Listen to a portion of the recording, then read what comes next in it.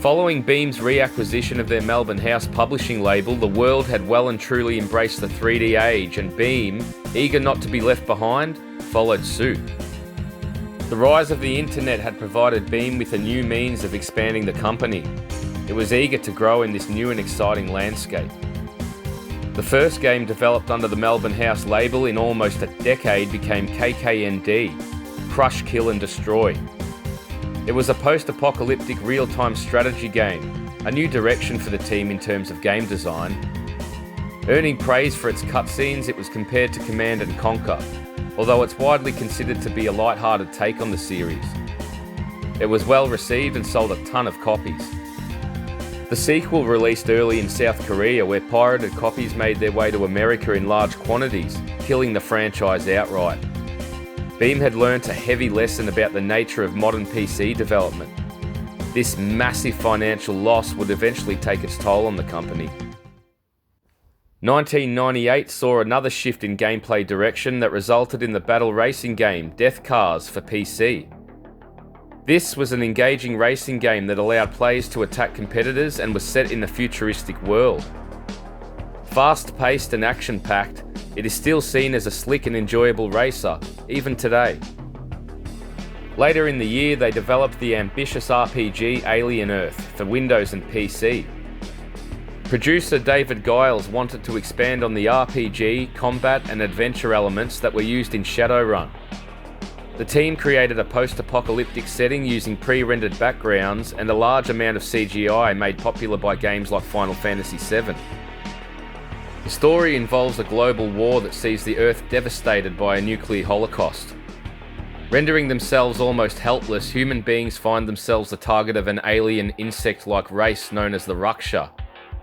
They force the remaining humans to take part in hunts in order to satisfy their predatory behaviour. A young man named Finn becomes the only human to ever outwit the Rushka in their game of death, and so embarks on a quest to discover the fate of the human race. It made use of dialogue trees and item combination, which helped to flesh out the fairly monotonous gameplay. The characters in-game were fully voiced, while the interesting setting shared elements from classics like Flashback and Fallout, although the environments were much more vibrant. It was a slow-paced experience, and the rendered characters didn't have the same appeal as the gritty pixel art from earlier titles. Still, it remains an interesting and underappreciated story that deserved way more attention than it got. By 1999, the inevitable began creeping in. The company wasn't hitting any home runs, and production values had gone way up. Beam were in the red, and $12 million in debt. Alfred and Adam sought to sell the brand, and Melbourne House was sold to Infogrames. The firm became Infogrames Melbourne House. Alfred Milgram would resign from the company in 2001 and took the name of Beam with him. He changed the name into Blaze International Limited, which focused on telecommunications and internet applications. Now was the time of uncertainty. The death of Beam saw the Melbourne House crew heading down the same path that so many like them would eventually go. Around this time, Infogrames CEO Bruce Bonnell decided he really wanted an Australian team to make a Mad Max game. All current projects were put on hold in order to create a pitch that took 3 months and was to be called Mad Max Asylum. A meeting was planned with film director George Miller. All was going well, with the team having brought a 500-page document with them chock full of fantastic ideas.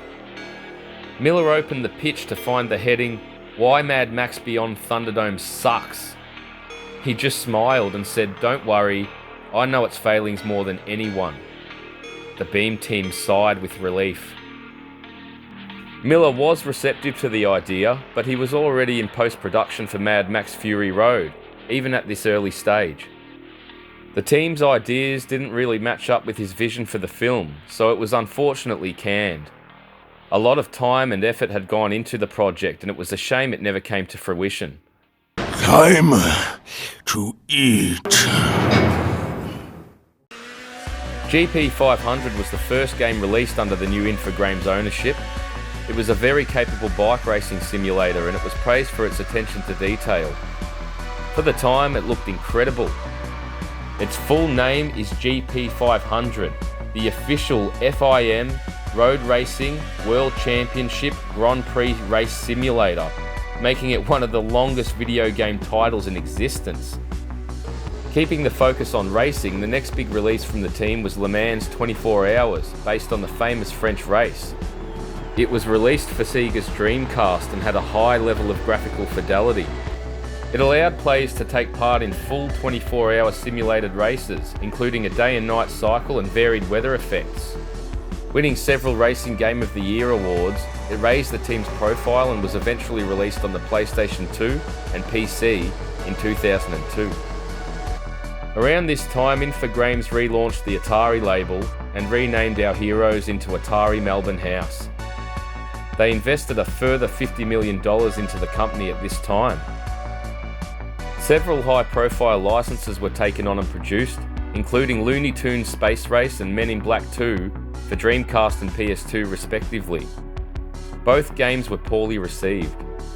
Looney Tunes employed a decent cel-shading aesthetic and was praised as being the best kart racer for the Dreamcast, although frustrating design choices marred it from classic status. Transformers, based on the Armada series, was a standout title with graphics that pushed the PS2's hardware to new heights. A third-person shooter with racing elements, it allowed transformation between vehicle and on-foot sections with the press of a button. It was very well received and remains a great game to this day. By 2005, it seemed that Infogrames was unsure of what it wanted to do with Atari Melbourne House. Years of name changes and financial struggles were beginning to take their toll on the company, which saw the headcount reduced from 100 to around 40 or so. Strange decisions plagued the management, such as CEO Bruce Bonnell's idea to sell games through shoe stores. You still pissed off?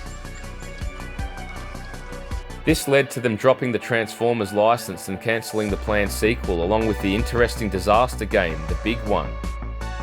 Their final game was to be a port of the Xbox 360 title Test Drive Unlimited for the PS2 and PSP. Both versions are considered to be great ports of the expansive next-generation title. The company was then placed on the auction block and in 2006 was picked up by Chrome Studios, a successful new Australian developer based in Brisbane, Queensland. This awesome company was becoming well known thanks to their excellent Aussie-themed 3D platformer, Ty the Tasmanian Tiger. Things seemed to be getting back on track. They named the new firm Chrome Studios Melbourne and hired a ton of new staff that went on to develop ports for several Star Wars titles, including the high-profile Star Wars: The Force Unleashed. Although the studio celebrated its 30th anniversary in 2010, major layoffs and the impending closure of Chrome Studios saw them finally close their doors on the historic date of October 18th, 2010. This marks the end of Beam Software and Melbourne House's long and difficult journey from pioneering bedroom coder to high-profile international game designer as we currently know it. Their legacy was left on the Australian gaming landscape, with several early employees leaving to head up their own companies. Greg Barnett's Perfect 10 Software, Bill McIntosh's Taurus Games, along with Andrew Bailey and Trevor Nuridan's Tantalus, have gone on to create fantastic titles. Alfred Milgram went on to run several websites and companies that focused on educational software and was president at the Play It Again Expo, which took place at the Melbourne Exhibition Centre in 2006. Soon after, Adam Lanceman left the company and unfortunately passed away. Alfred's wife Naomi became the CEO of Suzanne Australia. All the Beam crew went their separate ways. Without all of you amazing people, there would not have been a strong base for Australians to get into making video games. You've created a lasting legacy that is only now being truly recognised, with the formation of Play It Again 2 at the RMIT University of Melbourne. I strongly suggest any and all Aussie devs and YouTubers make their way to the website and contribute. Let's make sure this amazing history is preserved for future generations. Aussie indies like Team Cherry's Hollow Knight and Sidebar Games' Golf Story are making huge waves in the international gaming community. Large-scale development houses like Big Ant Software based in Melbourne have continued the legacy Beam started in developing regional sport titles that are praised on a yearly basis. A lot of what they're doing is thanks to you, the true pioneers of the Australian gaming industry. You will not be forgotten. In fact, your memory flourishes and it becomes stronger with time.